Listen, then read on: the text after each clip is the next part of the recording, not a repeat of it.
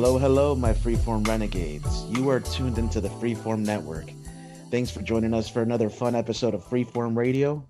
I am your host, Noel, with my co host, Daniel. Yes, sir. Back over here in the cut. And Andy, of course. What's going on, everybody? It's all good. Andy here, and glad you guys can join us. It's a beautiful day here in Chicago. We're changing things up. We're actually recording on a weekend instead of our normal weekday recordings. But wherever you listeners are, we hope you're sitting cool and feeling good. Let's get things started today. Andy, kind of want to catch up with you. It's been a long week. So what's been going on in your life recently?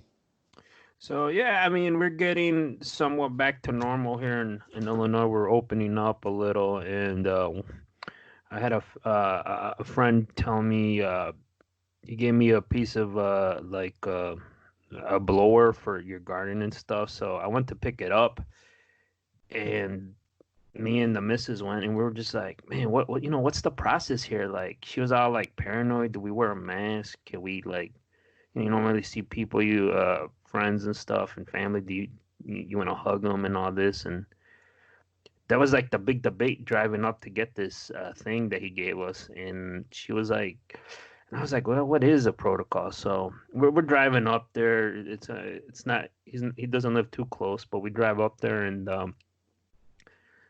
I was thinking like, yeah, what exactly do we do here? And so we get there. The kids are playing in the yard, and the bicycles are out in the front yard. And then she's like, so what do we do? Like, do we wear a mask? I'm like, yeah, fuck the mask. And then I see him like, hey, what's going on, guys? You want me to wear the mask? Yes or no? And he's like, fuck it, you don't need a mask.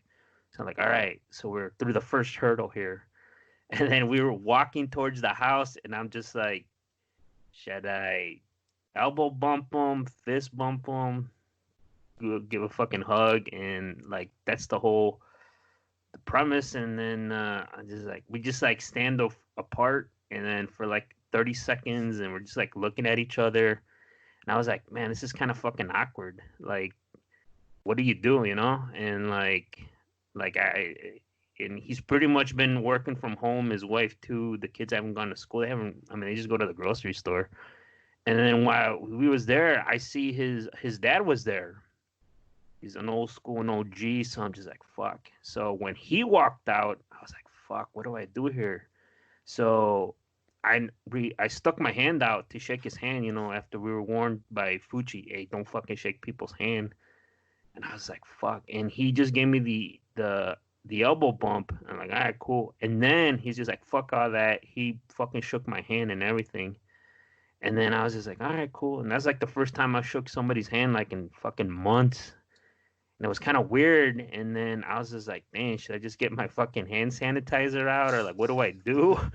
And should I do it in front of them? And like, afterwards, like, like, I think they stigmatized it so much that I'm just like reluctantly, it bothered me for like a second. And then I was like, fuck it, man. Like, you're starting to see more and more. I know human to human contacts were the biggest thing, but he looked good. He looks like he lost some weight. The father, so I'm like, I think I'll be all right. And we just fucking hung out and talked and shit and stuff like that. But there was this big, like, everybody, we were having, not, I want to call it anxiety, but that was like, what do we do? Like, I haven't seen him since, I think January or something. So, and I was just like, fuck, man, this is like, that's the big challenge now that we're starting to reopen and this new phase that we're in here. And I think a lot of people are going to be going into that dilemma. Like, what exactly do you do, Right.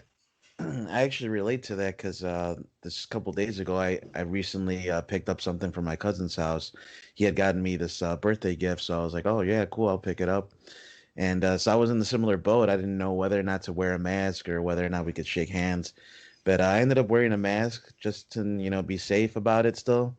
At least until there's like a kind of a general consensus that everything is going back to normal in terms of that.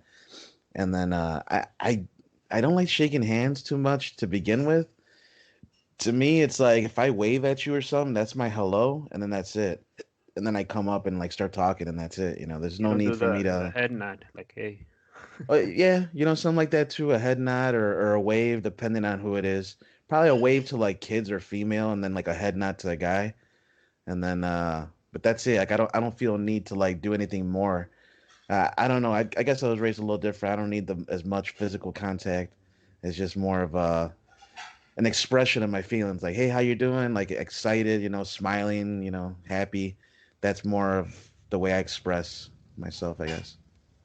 Right. I think this is, I know we're in phase 3, is it? But to me, I would still be cautious. I look at the news and just see some of these people with something that we're going to discuss a little bit later, but you see these group of people just gathering together, not wearing masks, having physical contact with each other. And I actually had a situation where I had a roof guy come over because there was a panel that had fallen off the side of the roof. So I called this fix-it guy that does some work for Ineda, my wife's grandmother. So he's like, yeah, he does some work. So he came over, and like you said, Andy, he's like an old school, Mexican, he's an old school guy. I know he's going to want me to shake his hand. So when he's walking up to me, I got my mask on. He has his mask on. And I was just like, I'm just going to shake this guy's hand. So I shake the guy's hand. We work out how much it's going to be. And he gets to work. And as soon as I turned back around and went inside the house, the first thing I did was wash my hands, because I'm like, I just touched this guy's hand, so I want to go wash it before I touch anything else with this hand. But I didn't feel comfortable doing it. As I was doing it, I was conscious that I was doing it, and how I can't touch shit with this hand until I wash it. I can't touch anything with it because right now this hand is contaminated with this guy's whatever I touched with this guy. Yeah, it was something like that where I had a mental note, don't touch anything else. So yeah, I think it's going to be kind of crazy. And not to steal the subject, Andy, but we also went to Jimmy John's. We were driving home from doing like a grocery pickup or something. We were out and about, me and Alana and Junior. And when we're coming back, we're like, let's go to Jimmy John's. We'll go through the drive-through so we won't have to get out of the car and talk to anybody. And we'll just order a couple sandwiches. So we went through the drive-through, made our order. And when we come up to the drive-through, the lady that was at the register, she had a mask.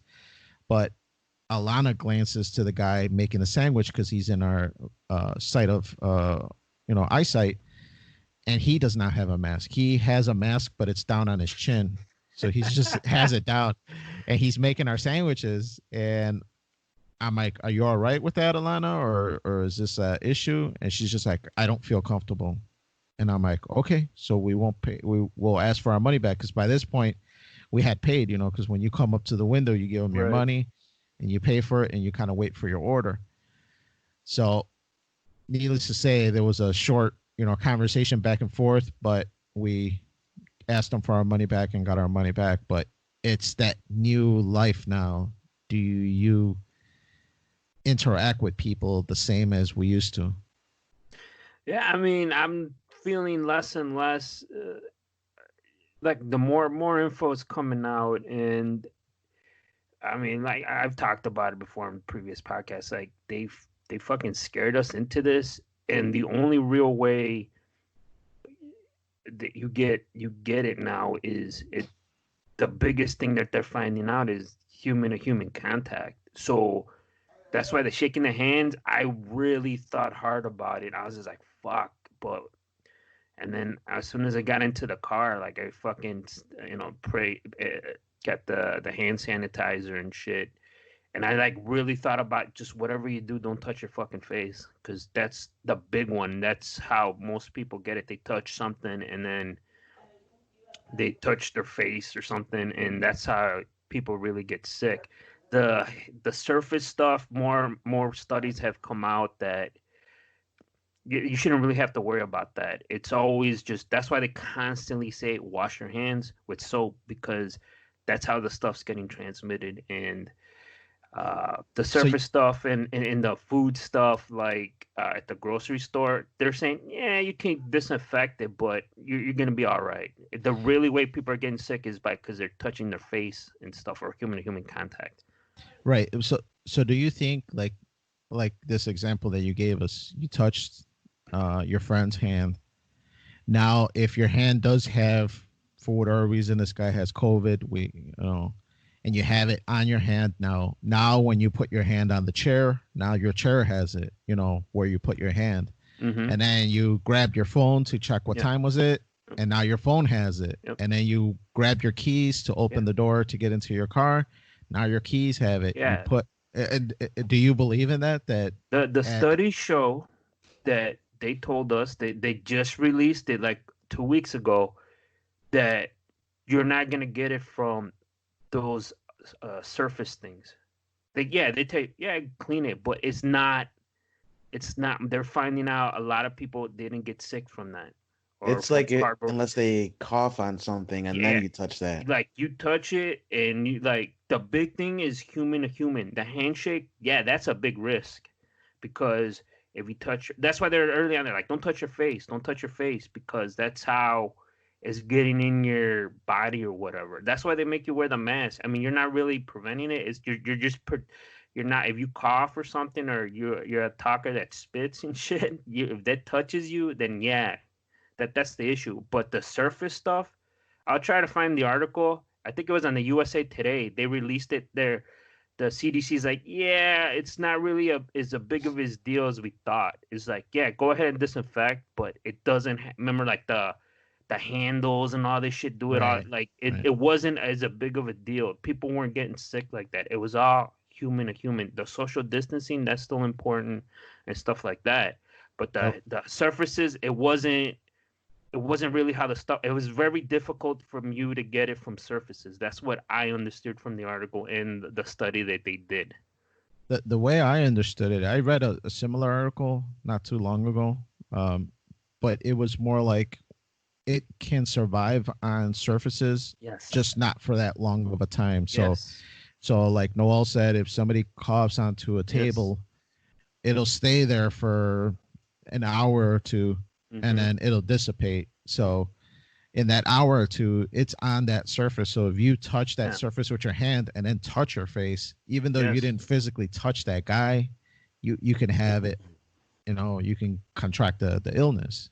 Yes. Or even this, what if the guy that you shook hands with, what if he coughed into his hand, shook your hand, now you have it on your hand and then you put it on your phone? And then yes, but that's what I'm saying. The study that I read shows people weren't getting sick from that. I think it was less likely that you could get it from that. It was like a huge freaking number, like a huge percentage. It's kind of like an STD with a condom. You're less likely to get it, but you can still get it. Yeah. That type of shit. It's like you fucking and you like pull out. There's a chance you can still be pregnant. You're less likely. It's less likely. Right. But yes, there's still a chance. That type of percentages. You're taking a gamble. So for a while I was like, I don't like the rewards on that gamble. You're disinfecting, like I was like the fucking knobs like twice a day here at the house and all that, and then when I read that, I'm like, oh man, it's more bullshit that they scared people. Not bullshit, but it's just like that's not your concern. Extra precautious. Yeah, it's the hand-to-hand shit. So, I mean, like whatever, man. Like it's just, it is what it is. That's something to me. I'll wear a mask because, I mean, that's what they're asking us to do. I'm not really comfortable with it. I wear it at work, and it's hard to work on a fucking 90-degree day with a fucking mask on and shit. But you don't got AC in where you work? Well, I work in the office, and I'm short a guy, so I gotta help in the shop, and that's when I gotta go. But it is. We'll get around it. It's gonna be something new to deal with. Yeah. But so I wish I was more at home and stuff, using my streaming services like Noel. You says you were talking about you got Netflix reluctantly. I think like they have 20 million fucking subscribers. Why did you reluctantly get it? So I think up until now I've always had another option, and I still do, but I was kind of looking to see if there was any kind of good deals or whatever I can get. And it wasn't expensive as what I thought it was going to be. I thought it was going to be more like in the $20-$30 range. And this is going off of my my knowledge of YouTube TV. I once had that, and that was probably about a year and a half ago. I got it for maybe about 6 months to a year, and it was a $40 subscription. But you would be able to get access to live TV through Right. YouTube as well as movies and all this other stuff. So I got it mainly for my parents, and that's exactly why I got Netflix now. It's for my family, for the kids that they'll visit, my niece and nephew, niece and nephews. Whenever they come over, they'll be able to watch movies or shows or whatever. And yeah, I was reluctant because it's like there's other alternatives that are free, so I don't need to spend money on Netflix. But there are some shows that I want to see that I haven't been able to get anywhere else. So I'm like, fuck it, man. There's a free trial right now. I'm enjoying the free trial. At the end of this trial, which is in July, then I'll probably renew it maybe a couple months and see how the family likes it. If they like it, I'll keep it. It's not too expensive. Let me ask you, Noel, do you have T-Mobile? Because T-Mobile gives you Netflix for free if you have a certain package that they offer. Interesting. I do. I got the family package though, so I'd have to ask Right. Catherine. Right. I have the family package, but it's like there's like the basic family package, and then there's the next level above it where it's like another $10, and then with that they offer you like all these other pluses, and one of them is Netflix for free. So just something to look into if you're a little reluctant to maybe even keep Netflix right now after the promotion, but just something to maybe look into.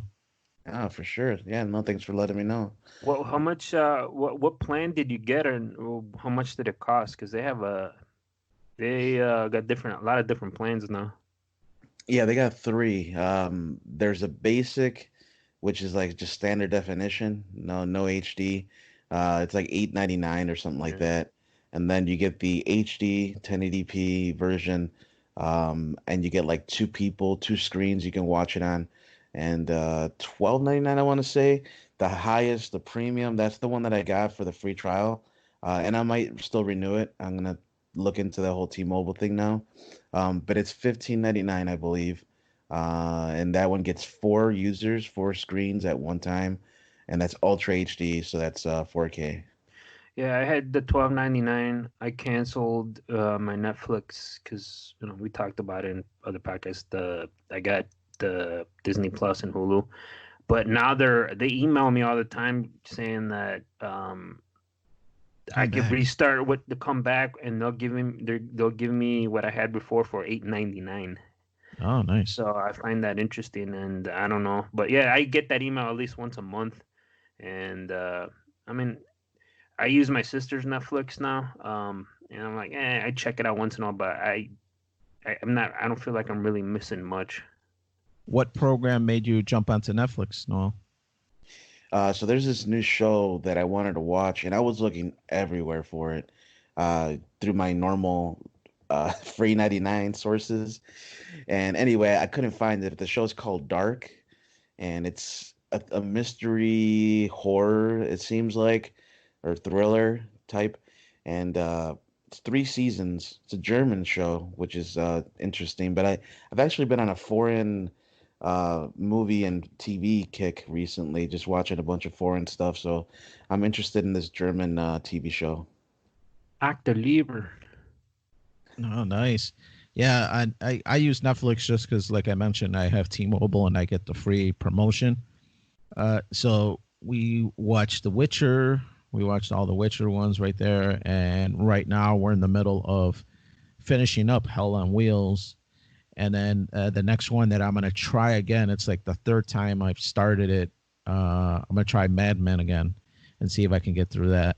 Yeah, Ooh. we just finished that. Yeah, it was But pretty good. Netflix is a great. I They think got a lot of great it's shows. gone, dude. They got rid of it in June when we were binging it. They put a little thing like leaving Netflix June something. So it might be Is it? gone. Yeah. Because I searched it on Amazon Prime and they didn't have it there, and I searched it on Netflix and I saw it there, so I added it to my list to hopefully start it as soon as I finish Hell on Wheels. But you might be right. I know programs go on and off from these different, providers all the time. What was funny is they curse, and then I don't remember them cursing when I was watching it on network TV. So that was interesting. Yeah, no, I would actually look out for Ozark. Have you heard of that one, Daniel? Yeah, I've been hearing a lot of stuff on that, and I watched the trailer, and it looked okay, but it wasn't anything like super like, man, I gotta watch this kind of thing. So, I glanced at other stuff. Like I watched a few episodes of Office and got a couple laps out of that. But they just have an abundance of a library. Their library is so huge that um, I'm sure like one day, like when I had Amazon Prime and that was the only one that I had, I kind of got sick of it because I had felt like I watched everything that I want to watch on this thing. So now that I just recently got this T-Mobile upgrade with Netflix, it's like it's the new thing. So I've been watching a lot more Netflix, and periodically I glance over at Prime, and then now that looks fresh because now there's new stuff that I haven't seen there. So I think it's best to have maybe two streaming services so that you can bounce onto one, kind of consume all the new stuff, and then once you're done kind of consuming what you got to on that one, you could jump onto the other one, and now they got some new stuff. Yeah, no, I hear what you mean on that. Yeah, I got Amazon Prime as well. More so for the delivery stuff and the deals and all that. But the video is pretty nice too. Yeah, no, I just mentioned it because you said you're gonna watch Mad Men, and if you're like on the fence about it, Ozark's probably the better option to go with instead. It's kind of like a mix between Breaking Bad and Get Shorty. Oh, okay. Yeah, I keep hearing people talk about it, so maybe that'll be the next one I jump onto because uh, Hell on Wheels. This is the last season that we're on, and from what I was googling, I don't think the show is going to continue. I believe it was on hiatus with all this COVID stuff, and the latest talks were that the show is going to get canceled, and they're not going to finish off the next season, which they were hoping to do. So. Whatever cliffhanger they're going to leave it on, that's the way the show is going to end. I was telling my wife, so we're going to Well, have to find something new to watch. the captain on Discovery was the guy on Hell Right? on Yeah, Wheels, yeah, and it's the same actor. I think that show ain't coming back. Yeah, I know Netflix or A&E or whoever's the producer on there or AMC that they said that they were not going to do it, but from what I was reading. Amazon Prime or Netflix, they were going to produce the last season so that they could just wrap it up.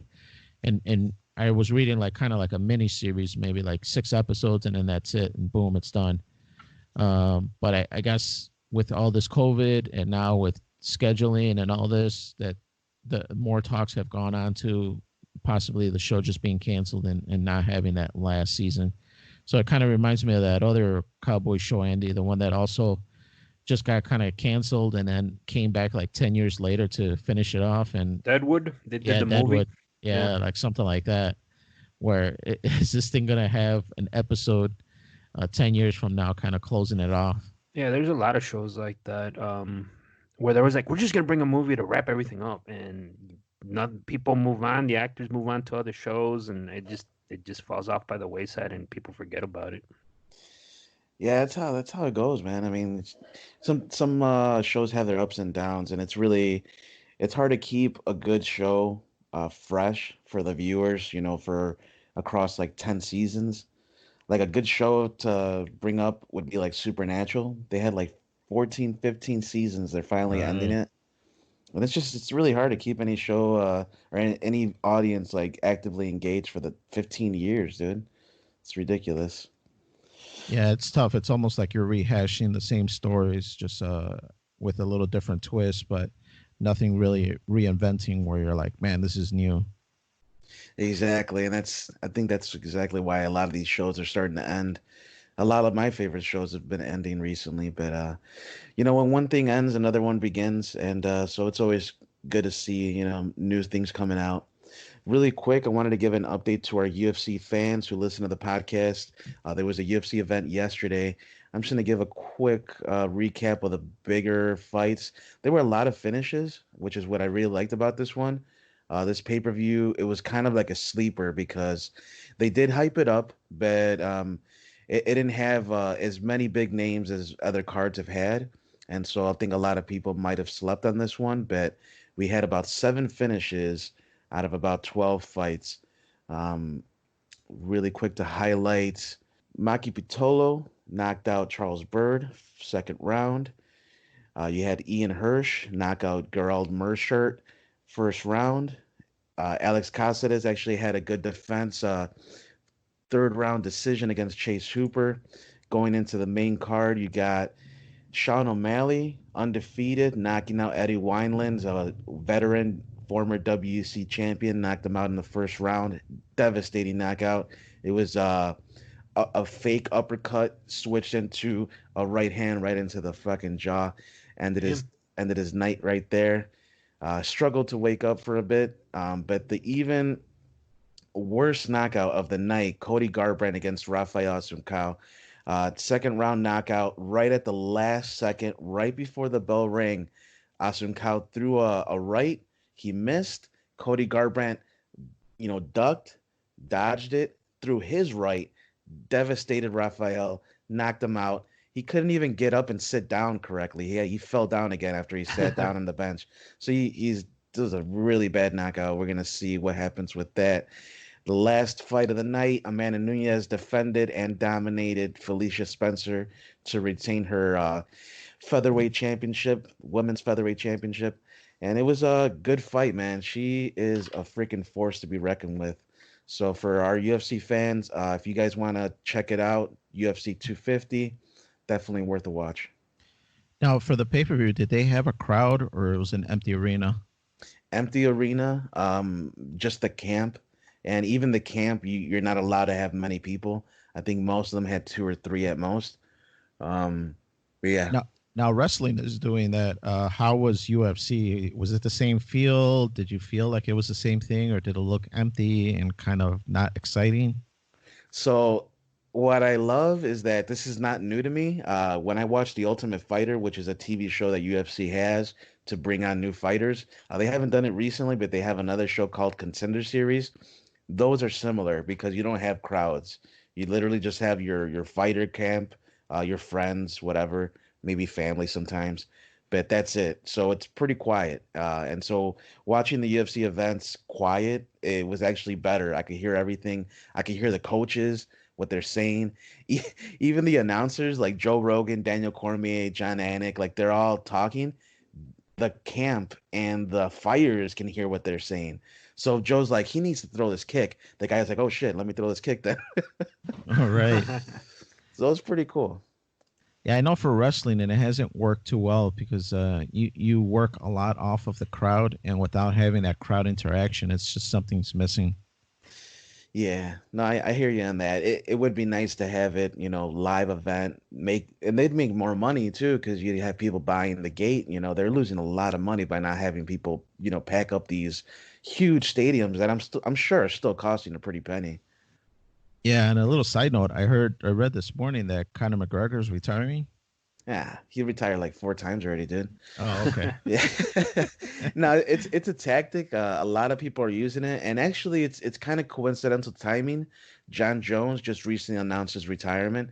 George Masvidal is actually getting his back, like he's supporting his decision and saying that, hey, if they're not willing to pay you enough to put your life on the line and get in that ring and be the champion that you are, then hey, maybe it's not worth the fight. And George Masvidal, who just beat Nate Diaz for the baddest motherfucker belt, the BMF belt, legit, that actually happened.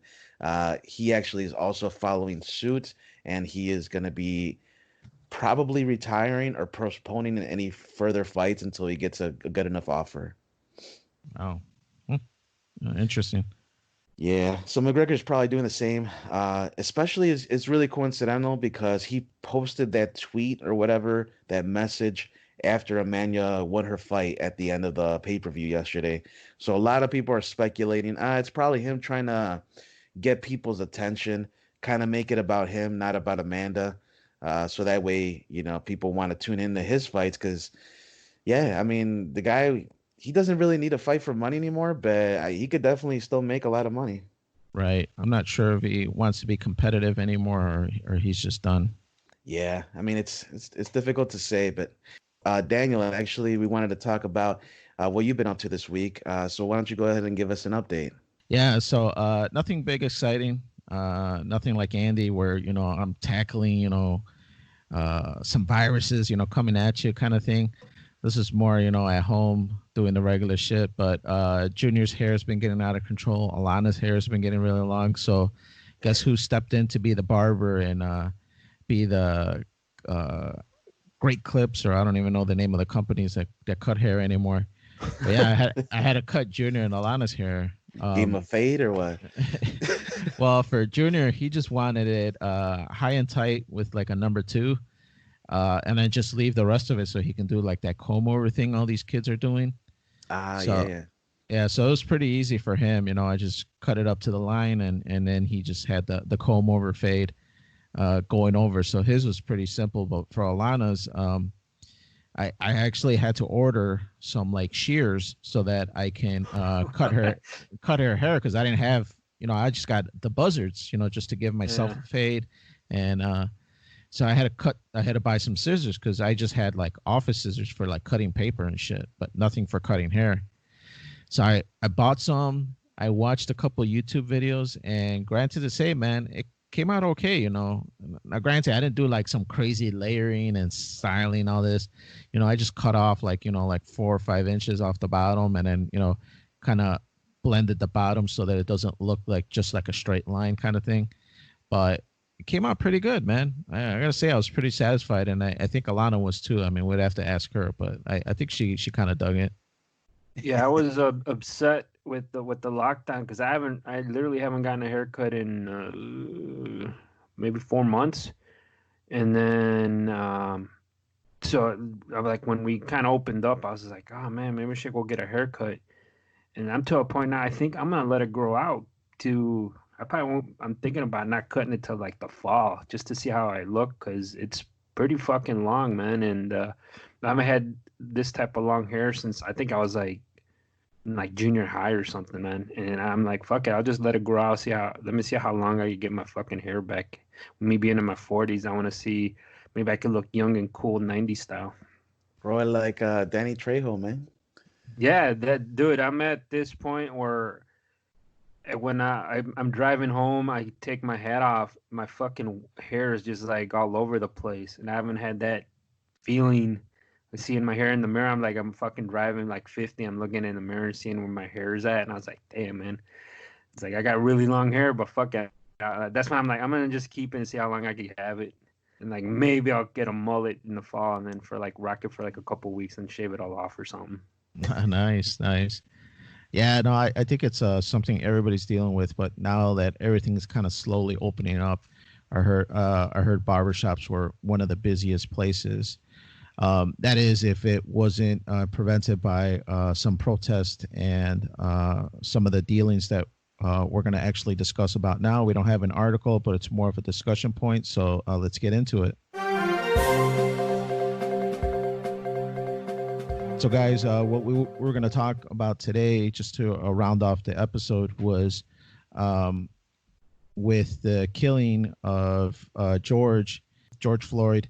There's been some protests going on because a lot of people, me included, think that the police officer used a little bit of excessive force.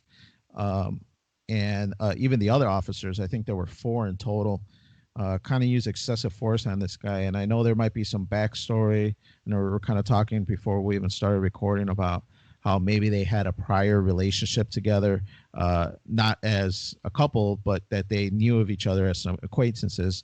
So, there might be some other stuff going on here, but granted to say, it's caused a little hiccup in the reopening phase 3 of a lot of countries with protests, looting, and whatnot. So just to open it up, what do you guys think about the situation? Do you not agree with all the protests and the looting, but do you believe these cops were in the wrong in the situation? Well, right off the bat, I mean, I think we could all agree. We all saw the video. There were some communication. I mean, that guy what they did to George Floyd was was wrong. He got murdered.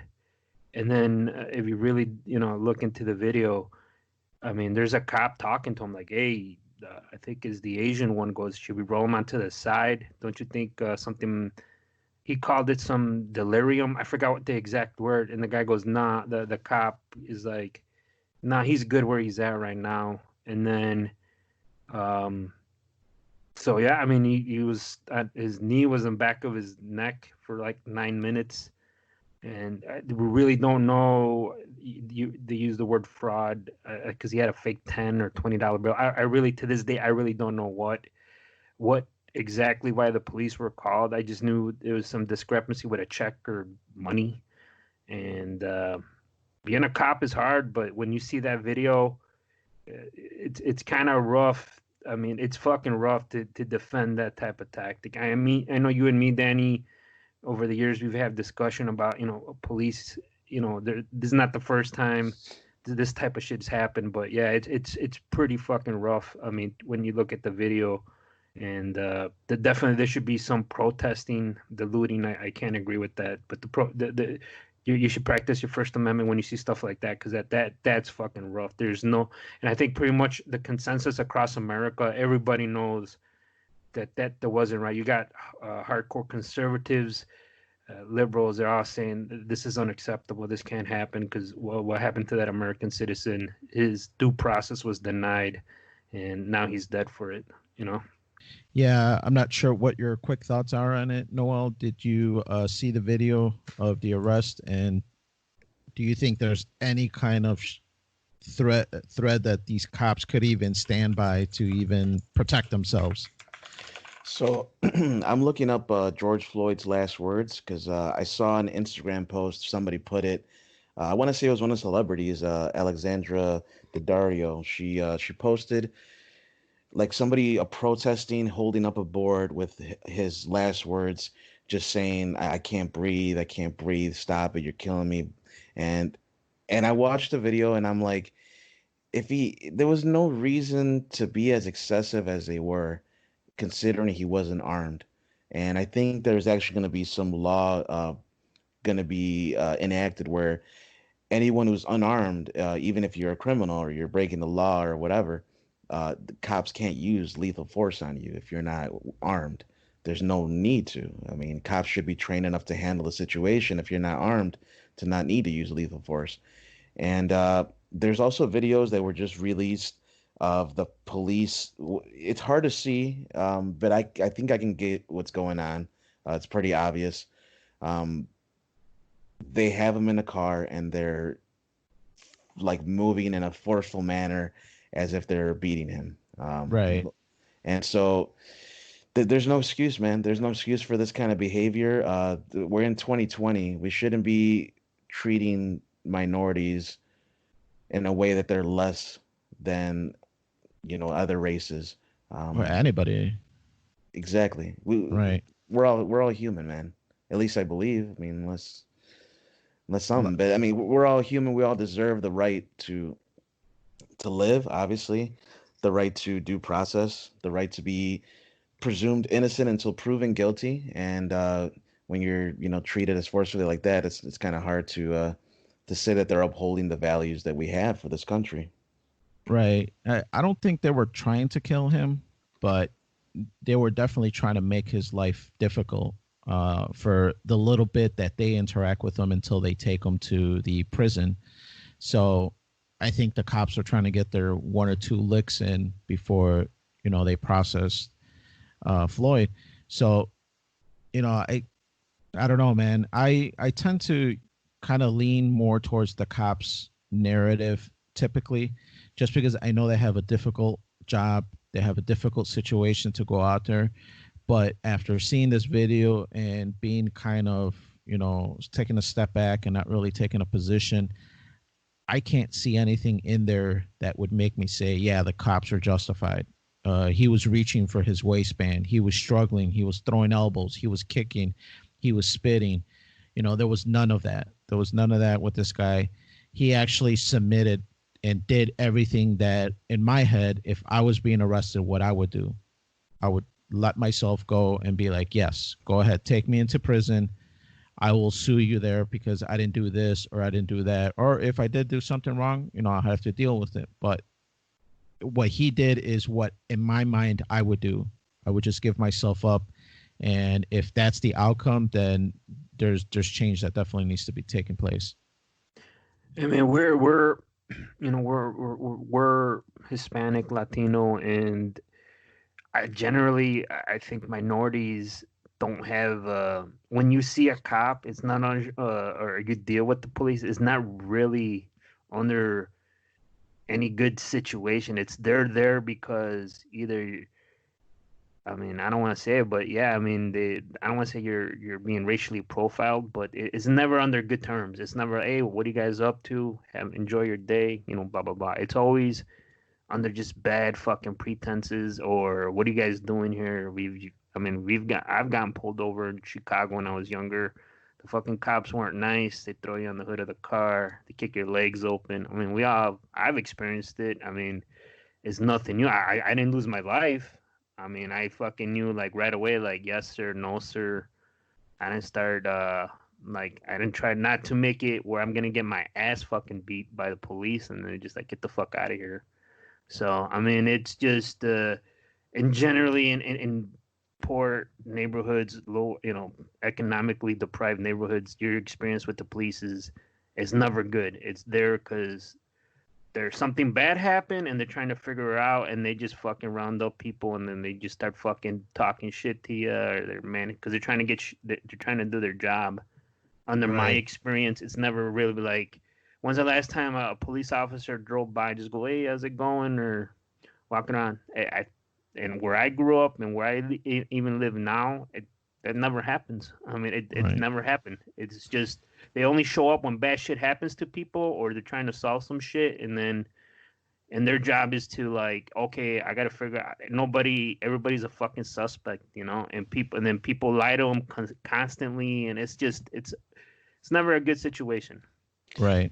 It's difficult though because it's a very complicated situation when it comes to law enforcement and the civilian public because I hear where you're coming from. You probably haven't seen it. I've seen only very few cases of that myself where they actually are friendly and just trying to be a part of the community, but it does exist and it doesn't always get publicized. It doesn't always get the news. Most of the time. Sorry about that. Some freaking motorcyclist over Where's here. the cops when you need them? Right? No, what I was trying to say is that we only see the negative. Most of that's what's portrayed in the media. That doesn't mean there's no good. There's cops out there. There's many good cops out there. Most cops, at least I hope most cops, become police officers to help the nation, to help the community. It's unfortunate what happened, man, and it's gonna be a long time, I think, before things get normal in terms of the relationship with the police force. But I hope it causes some change. We'll see. So speaking of that change, and Andy, you kind of mentioned it, the First Amendment right. I assume everybody's okay with all the protests and people having demonstrations and getting together and demanding change, which they should. There needs to be change if things like this are prevalent out there. But what about the looting? There's been a lot of looting that's also been tied to this. Maybe not by the same groups, but people are taking advantage of these protests and the gatherings and taking this opportunity to loot. Now, I know a lot of businesses in my area where I live were looted and they were broken into and stolen from, and not to the severity as some other neighborhoods, neighborhoods down by like Cicero on 22nd. They were ravaged by looters. Downtown was ravaged by looters before they raised the bridges, and many communities were ravaged by looters. Do you think that this has a place in any of the protests? Well, yeah. I mean, the protests, they're peaceful. I mean, yes, protests are you're gonna disrupt stuff because you want your voice to be heard.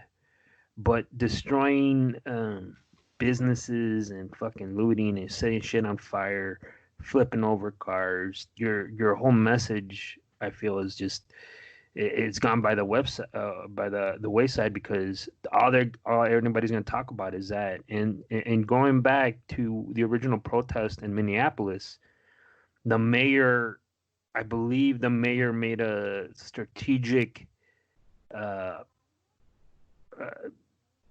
thing where he's like, I'm gonna let them burn down the fucking stores and all this, because he's like, they got a vent, this shit. It's like they're gonna slow down. And I think the country saw that, damn, they're letting them do this shit and nobody's going to fucking jail.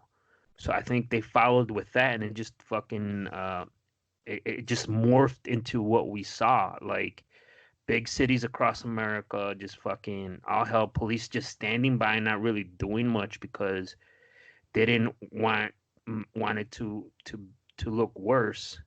And then you got the president fucking saying, get your shit together, or I'm going to send the military. And then people got even more pissed off, because people don't want to see fucking tanks in major cities in the United States, because it just conjures up. You're supposed to see that in other parts of the world, not the United States. And there's a big debate about that going on right now. It's just they need to. You're the fucking mayor and you're the governor. Like, you run that particular municipality or fucking state. I feel like you got to protect your tax base, your businesses, and that I think they just let them do that. And people were like, and the counter to that was like, you value property more than lives. Is like, no, well, some people that is their life, the business, and if they burn that shit up, they're not going to recover from that, even if they have insurance or anything. It's very complex. And the officers, all of them was recorded, all been charged. They're going to go to court. They're going to have their due process. And I mean, there's just no way I don't see them not going to prison. So, but all this other shit, all the destruction, the police are not really making efforts. And then you got people saying, I'll go bail them out if they get arrested. They didn't get arrested for protesting. They got arrested because they were fucking up shit. Yeah, no, I hear where you're coming from on that. There's really nothing to be gained by destroying other people's businesses, hurting innocent individuals, I should say. And then it's more than just looting. People lost their lives throughout this whole thing. Mm-hmm. And the way I look at it is like, well, how can you justify one crime by committing another? You want to hold the people who committed the crime accountable. Don't go out and then commit your own crimes. And then now innocent people are being affected. Innocent people are dying. And now you're just tainting this whole thing that was supposed to be about bringing justice to George Floyd. And now it's just not. It's not as clear cut anymore. It's not as pure. Now there's some gray area where it's like, whoa, now is protesting even something that we should be doing in this scale, where it's you're causing people to lose their lives, you're causing people to lose their livelihoods. And going back to when we had the shutdown because of the coronavirus, people were pissed that people were protesting because they were tired of the lockdown, people going on, especially in Michigan. And you had that governor fucking wanting people arrested. She arrested people. She was arresting people who were opening up their businesses. And she was there fucking dictating and lecturing people how this is unsafe. People are going to get sick. And then in the meantime, when this went down, she's out there telling people, yes, go protest. Yes, I'm not going to arrest people, and I'll go with you. So what the fuck happened in that flip-flop? And, it just goes to show you this is being politicized. And I don't want to say there's some secret agenda. I just don't understand that type of flip-flop. I mean, like, so the coronavirus doesn't exist no more. And, like, you see these mass gatherings, and the news media is just people. They were bitching about when people were going to beaches and, like, how we're going to spread the virus. Going to church. Right. Exactly. I mean, and now they're just like, yeah, go protest. It's cool. This is amazing. People, exercising their rights. And I'm just like, that's what I'm having a hard time comprehending, like that crazy flip flop. Because I mean, the only thing that comes is because it's being politicized, and they're trying to gain something out of this. And in the meantime, when the Or people were maybe do they protesting the lockdown, they were just fucking there berating them like, this is wrong, this is wrong. People are gonna sick. Think about grandma. You're gonna get grandma sick. or maybe they want people to get sick so they can extend this longer. Maybe there is something going on behind the scenes that we're not aware of. I'm not trying to talk about hidden agendas and what my theories are of what's going on behind the scenes, but there's got to be something going on that we're not aware of that's being held secret from the public. It wouldn't be the first time. It's definitely not going to be the last time. There's too many coincidences. What the hell happened to the murder hornets? This big hubbub of murder hornets Yeah. taking over the U.S. What happened? They're Nothing. like, oh, man's fucked up there. We ain't going there. This whole They turned 5G around. stuff going on. It's like, I don't know, man. There's something going on behind the scenes. I'm sure people will be doing research Look, and yeah, you know. think about I this. I think you I Go think ahead. you never know. Sometimes, like you said, Noel, the left hand is doing something to hide what the right hand is doing, and so something's happening over here so that you're distracted from what's going on over there. But I heard somebody mention everything that was going on kind of well. He compared it to a tinderbox. Like when you're making a fire, you gather, small pieces of wood, you gather shavings of wood, and then you gather like a piece of paper or something, and then you get a spark. And they're saying that this killing was the spark, but there was many other things that kind of contributed to that. The first of all, the COVID being one of them, even though it's not directly related to this guy's death, but it was just a catalyst that just made this thing go off and Oh, ignite. and Floyd had the coronavirus. That Right. that broke, I think, a couple of days ago. So if so I mean, it just, like you said, it was a tinderbox. People were pissed with the lockdown. People weren't working. They're economically fucking stressed because how they're gonna pay the bills. There's high unemployment because of the lockdown. And then this happened, and it's just like the perfect fucking storm, and all hell broke loose. Well, all right. I was just researching a little bit. I came across this. I thought it was a meme, but I'm doing a little research now because I'm curious if it's true. It says quickly right here on while your TV was filled with riots and looting, it shows the date June 2nd, 2020. Hillary Clinton went to court and lost her case regarding the missing emails and will be forced to testify in September 6/3, 2020. Rod Rosenstein testified in front of the Senate regarding Russia, and it recommends Googling the video, as they say it's worth it, especially when Ted Cruz queries. 6/4, 2020, Senate votes to subpoena over 30 Obama officials in the Obamagate case. Did you see or hear anything about this? So that's interesting, man. I'm gonna do some research on this. I encourage everybody else to do a little research, but it definitely seems like some stuff is trying to be pushed under the carpet. That's usually how it happens. I mean, look at 9/11. 9/11 happened, and then what got passed? The Patriot Act. Before people knew it, this bill was on people's tables to vote for. A lot of senators didn't even get to read it. They were just like, hey, we're going to vote for this in 10 minutes. Here's like a 200-page document thing. And the guy's like, I can't read this. He's just like, well, we got to vote for it. It's for America. It's for the safety. We got to do something. And so a lot of times when stuff happens, I'm not saying that this is one, but there is an alternative motive and modem. And I don't know if that's what's going on here.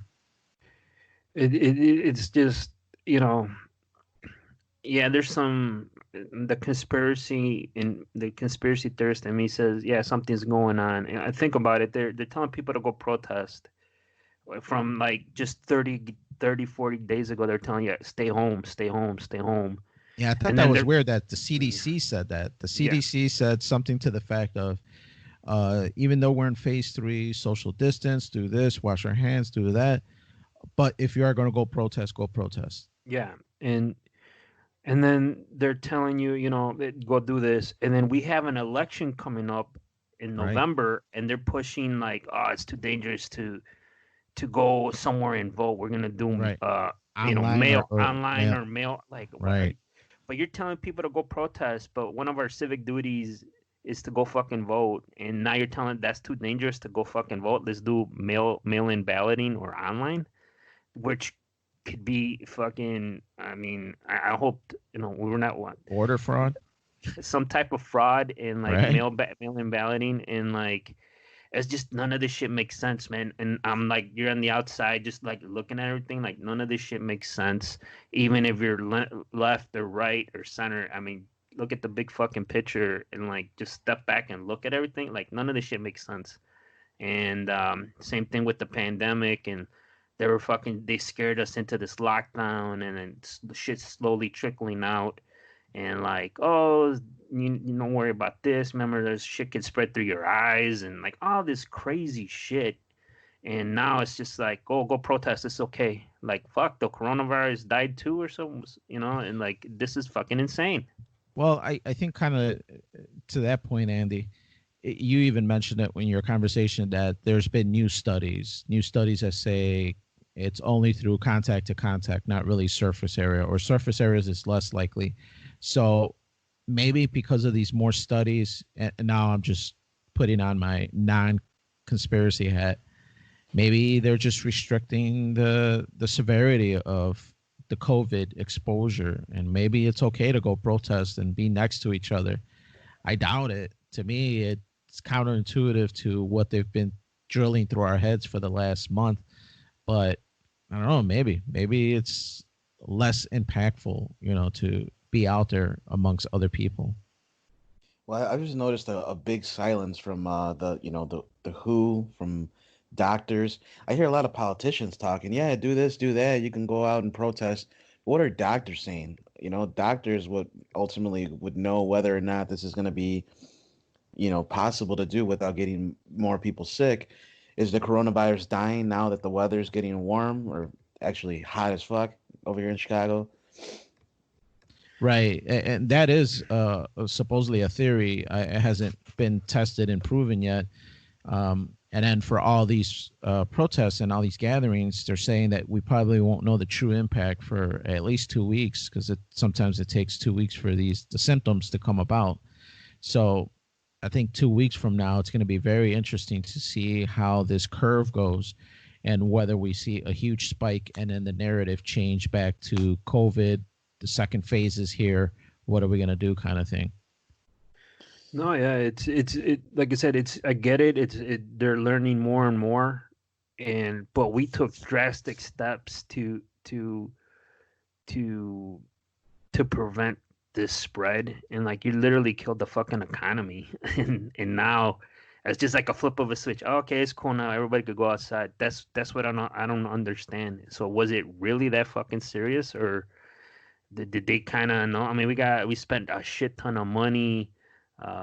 We created new ways to test here in this country, and it's just like, oh, okay, it's cool now. Here, yeah, you guys can go and protest. And when people were protesting 60 days ago, people are like, these people are fucking insane.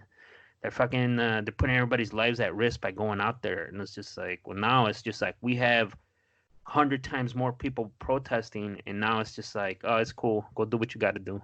Right. That's what I don't understand. That's not what I'm understanding. And the news media isn't really helping when they're blurring the lines between protesters and looters, and that there's two different things going on here, and our politicians in the big cities ain't really doing much when they're telling the police to not do anything, just let them do what they got to do, which to me didn't make sense. But I guess they're so afraid what they're gonna say if they go out there busting heads when you need them to be like to handle shit, and they're so scared, I guess, in my opinion, how they're gonna be portrayed now, especially after what happened in Minneapolis. So they're just like, we're not gonna do anything, and then stuff's coming out how certain district attorneys are not gonna press charges against anybody, the protesters, if you get arrested. So I was just like, you're adding more fuel to the fire of people like, look, we can do whatever the fuck we want. They're not charging anybody. They're not doing anything about it. And so that's where I'm like, fuck, what exactly is going on? Right. And then all these places that lost their livelihoods, even household people. When I was at home, I think it was Sunday night when the protests were and the looting was getting out of control outside of downtown. and it was sprinkling to the suburbs.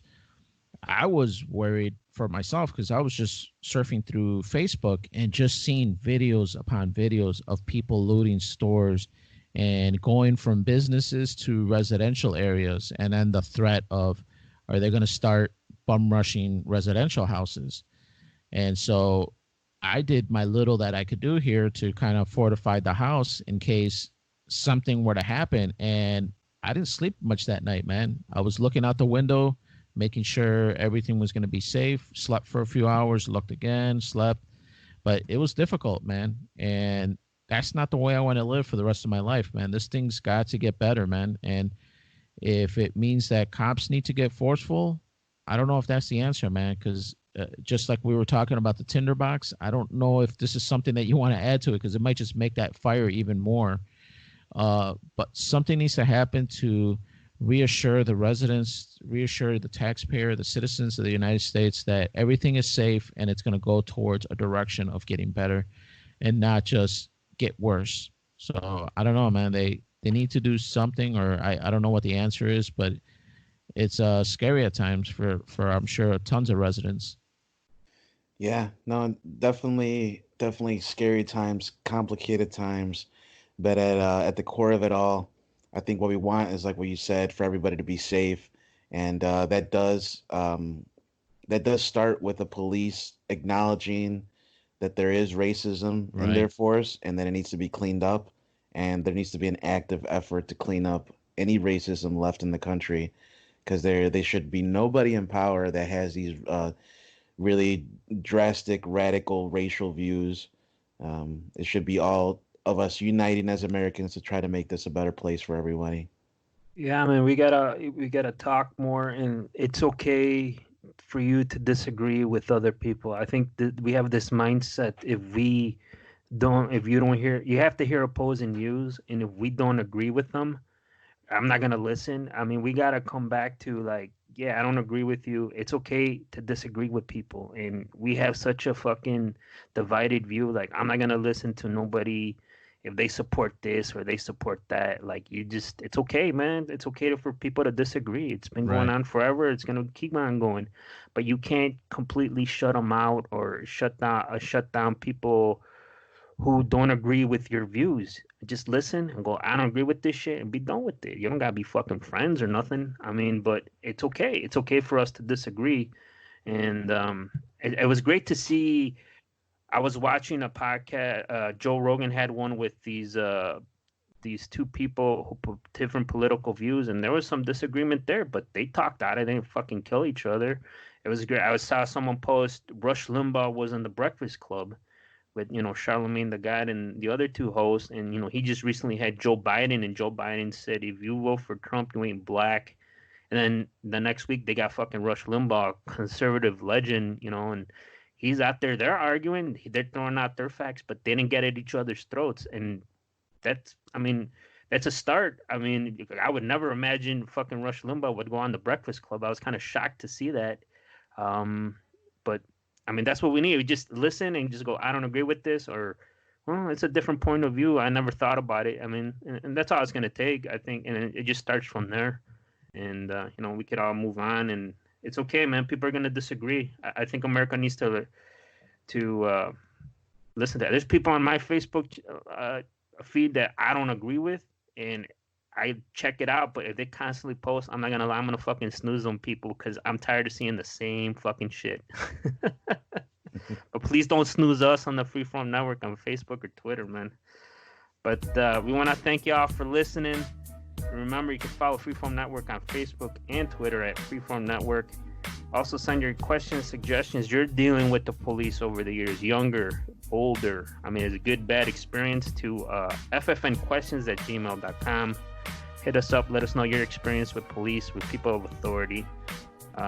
Except Karens. I wouldn't mind. I don't want no emails from Karens asking for them to speak to our supervisors. Right. But check out our webpage at freeformnetwork.podbean.com. There, you're going to see us. Our links to on all the platforms. We're on Stitcher, Spotify. I think we just added 2 new ones recently, Dan. If you could refresh my memory on that. Yeah, You we know? added a few new ones. They're towards the bottom of the list, but they're new ones that we just branched out and got a few more And we're podcasts. still on the tried and true iTunes and Podbean. And there, hit the like, subscribe, comment, do what you guys do. Freeform Radio, guys. We have Danny. Yes, sir. Stay safe out there, people. Protest. Do your First Amendment right, but stay safe and don't cause any damage to hardworking people's property. Great. Noel. Same thing, pretty much. You summed it up perfectly. Hope everybody's doing well. Just try to stay safe out there. And it's all good, Andy. Thank you guys for listening. It's okay to disagree. It's what makes the world go around, people. But we'll check you out next time, and you guys have a good week.